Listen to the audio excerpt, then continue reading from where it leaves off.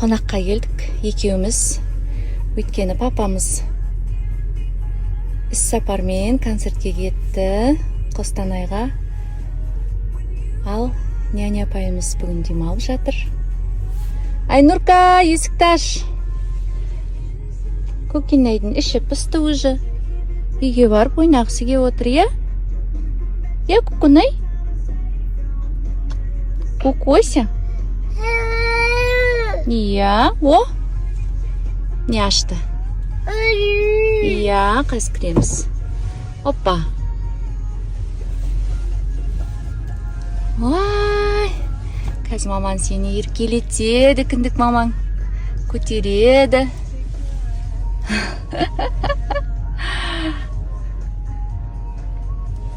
Қазір Айнұрканың ауласында қыдырамыз.